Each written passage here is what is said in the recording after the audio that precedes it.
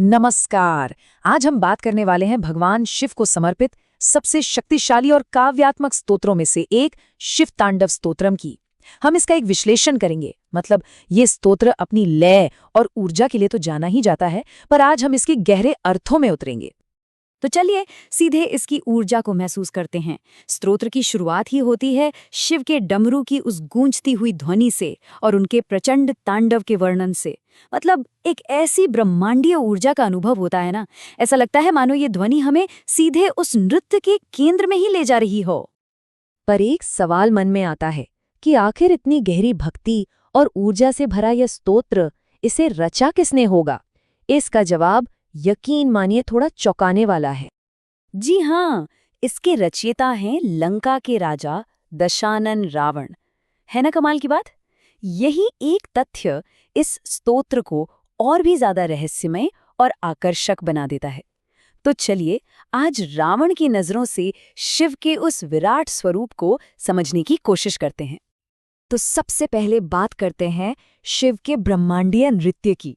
स्तोत्र की शुरुआत ही शिव के उस विराट रूप के वर्णन से होती है जब वो अपना तांडव कर रहे होते हैं। और ये सिर्फ एक नृत्य नहीं है, ये तो सृष्टि और विनाश का पूरा चक्र है। तो ये तांडव आखिर है क्या? देखिए, तांडव भगवान शिव का वो जोरदार, वो दिव्य नृत्य है जो असल में क्रिएशन और डिस्ट्रक्शन, मतलब सृष्टि की उत्पत्ति और विनाश के ब्रह्मांडीय चक्रों का प्रतीक है। और रावण इसी नृत्य के एक एक पहलू का वर्णन करता है बड़ी खूबसूरती से। तो सबसे पहले रावण का ध्यान कहाँ जाता है? शिव की जटाओं पर। सोचिए, वो जटाएं किसी घने जंगल जैसी हैं और उस जटारूपी वन से गंगा की धाराएं बह रही हैं जो उनके गले को पवित्र करती हुई नीचे आ रही हैं। क्या अद्भुत कल्पना है! पहले और दूसरे श्लोक में रावण जैसे शब्दों से एक तस्वीर बना देता है। सोचिए, उनकी जटाओं में गंगा की चंचल लहरें खेल रही हैं, गले में विशाल सांपों की माला लिपटी हुई है, माथे पर विनाश की आग धधक रही है और शीश पर एक छोटा सा द्वितीया का चांद सजा है। मतलब एक ही समय में भय भी है और सौंदर्य भी। क्या शक्तिशाली छवि है!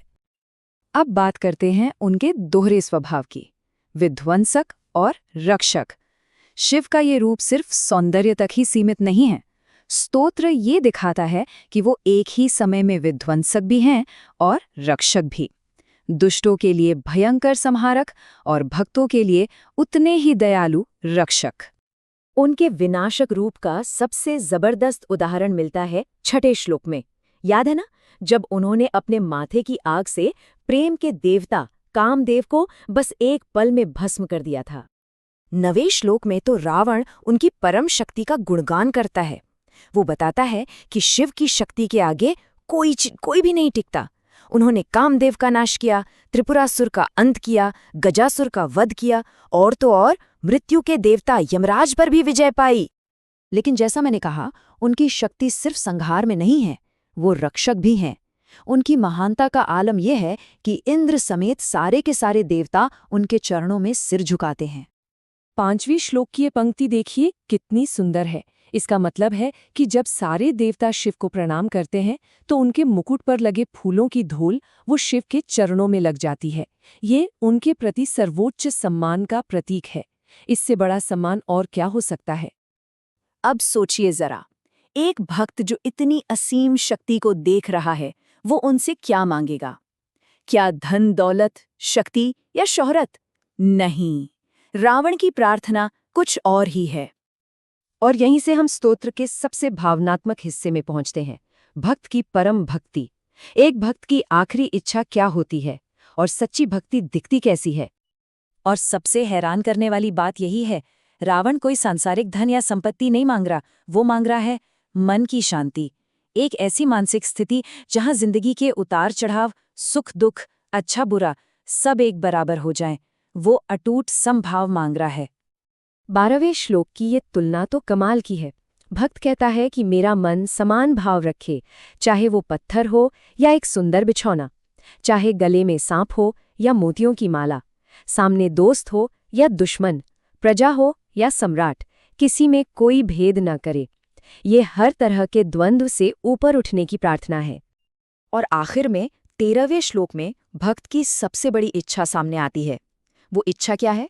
बस इतनी सी कि सारे सांसारिक सुख छोड़कर गंगा किनारे किसी गुफा में बैठकर आंखों में आंसू और दिल में भक्ति लिए बस शिव के नाम का जाप करते रहना। तो चलिए अब स्तोत्र के आखिरी हिस्से पर आते हैं, यानी इस पाठ का फल क्या है। स्तोत्र के अंत में रावण बताता है कि इस पाठ को करने से क्या लाभ मिलते हैं। इसे फलश्रुति भी कहते हैं।